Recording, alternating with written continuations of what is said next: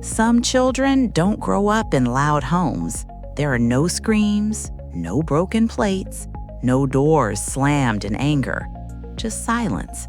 And sometimes, silence can hurt more than anything else. Because when a child grows up in silence, they learn something dangerous. They learn that their feelings are too heavy, their voice is too much, their presence inconvenient. So they do the only thing they can. They learn to disappear. This is the story of a child who learned to disappear and the adult who slowly learned how to come back. Daniel was 7 years old when he first noticed something strange. His house was always quiet, not peaceful quiet, not comforting quiet, but a heavy quiet, the kind that makes you walk carefully, the kind that makes you hold your breath when you open a door, the kind that makes a child believe something is always wrong. His mother wasn't cruel. She didn't yell, she didn't punish him harshly. She just wasn't there. Not physically, she was always home, but emotionally, she seemed far away. She spent long hours staring at the television or cleaning the same things over and over, or sitting at the kitchen table looking out the window, lost somewhere Daniel could never reach. Sometimes Daniel would approach her carefully. "Mom, look what I drew." She would glance quickly. "That's nice." And then silence again. No questions, no smile, no warmth, just distance. At first, Daniel thought maybe he needed to try harder, so he became quieter, more obedient, more helpful. He learned to read her mood before speaking. If she looked tired, he stayed silent. If she looked distant, he stayed in his room. If she looked irritated, he made himself invisible. Because Daniel had started to understand something, even if he couldn't put it into words, his presence seemed to exhaust her. One afternoon, Daniel fell at school. He scraped his knee badly. It hurt more than he expected, not just physically, but emotionally. Because when he fell, no one noticed. The other kids kept playing, the teacher was busy. So he sat there quietly, trying not to cry. Because Daniel already knew something important. Crying didn't change anything. When he got home, he walked slowly to the kitchen. His mother was sitting at the table. "Mom, I fell today." She looked briefly. "You're fine." And she returned to staring at the window. Daniel nodded. "Okay." He walked to his room, closed the door, and only then he cried. Not loudly, just quietly, so no one would hear. That day, Daniel learned something deeper. Pain was something you handled alone. And slowly, Daniel began to disappear. Daniel became the easy child. Teachers loved him. Relatives praised him. He's so mature. He's so calm. He's so well-behaved. But no one noticed why. No one noticed that Daniel wasn't calm. He was careful. He wasn't mature. He was afraid. Afraid of being too much. Afraid of needing too much. Afraid of disappointing someone, even without knowing how. So Daniel stopped asking for things. He stopped talking about school, stopped sharing his thoughts, stopped showing excitement, because excitement could also be too much. And when a child learns that being themselves is too much, they begin to shrink. When Daniel was 12, something happened that he would remember for the rest of his life. He had won a school writing contest. It was the first time he had ever won something. The teacher handed him a certificate. "You should show your parents." Daniel felt something unfamiliar, excitement, hope. He held the paper carefully the entire way home. He imagined his mother's reaction. Maybe she would smile. Maybe she would hug him. Maybe, just maybe, she would look proud. When he got home, he found her in the living room. "Mom, I won something." She looked at the paper. "That's good." She handed it back and turned her attention back to the television. That was all. Just, "That's good." Daniel stood there for a moment, waiting, hoping, but nothing else came. So he nodded. "Okay." He walked to his room, closed the door, and stared at the certificate.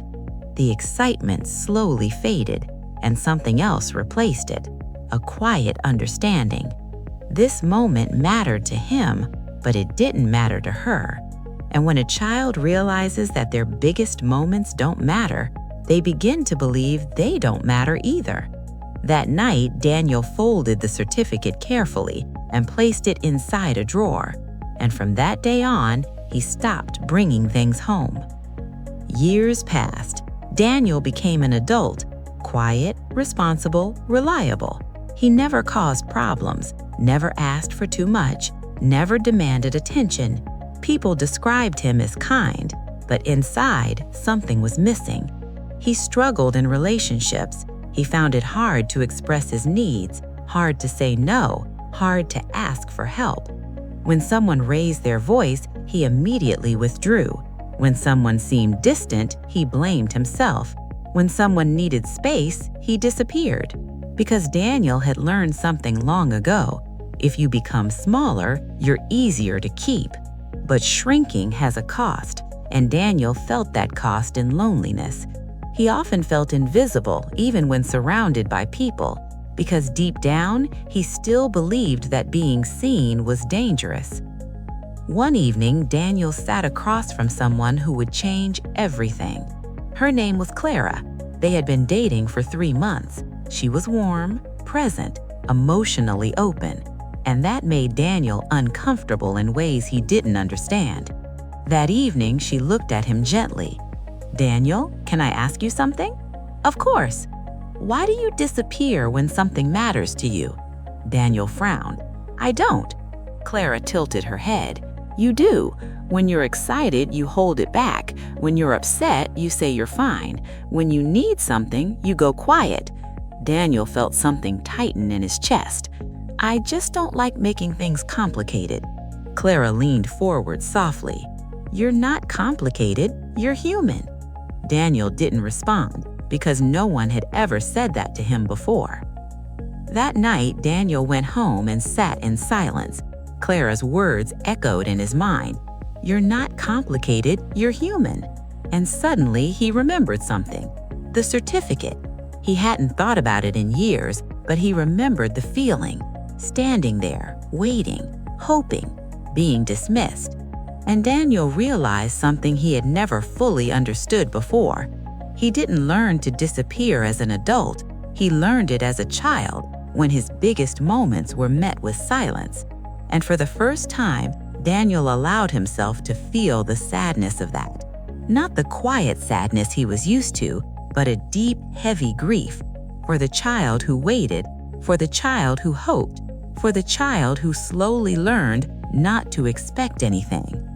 A few days later, Daniel met Clara again. They sat at a small cafe. He felt nervous because this time he wanted to do something different. Clara smiled. "How was your week?" Daniel hesitated, then said quietly, "I finished a project at work and my boss praised me." Clara's face lit up. "That's amazing, Daniel!" And something inside him shifted, because this time someone cared. He felt emotion rise unexpectedly. "I'm not used to sharing things like that." Clara reached across the table and held his hand. "I'm really glad you're staying." And in that simple moment, Daniel did something he had never done before. He allowed himself to be seen, fully, without shrinking, without apologizing, without disappearing. Some children learn to survive by becoming invisible. They become quiet, easy, self-sufficient. But invisibility doesn't disappear with childhood. It follows them into adulthood, into relationships, into friendships, into every space where they learned they didn't fully belong. But healing begins when someone notices, when someone says, "I see you." And even more importantly, healing begins when you say it to yourself. Because the child who learned to disappear is still inside you, still waiting, still hoping, still wondering if it's safe to exist fully. And maybe, just maybe, today can be the day you stop disappearing, the day you speak, the day you stay, The day you allow yourself to be seen, because you were never too much, you were never inconvenient, you were never invisible. You were simply a child who needed to be seen, and now you're learning how to see yourself. The restored child isn't about becoming someone new, it's about returning to the child who was always there, waiting to be restored.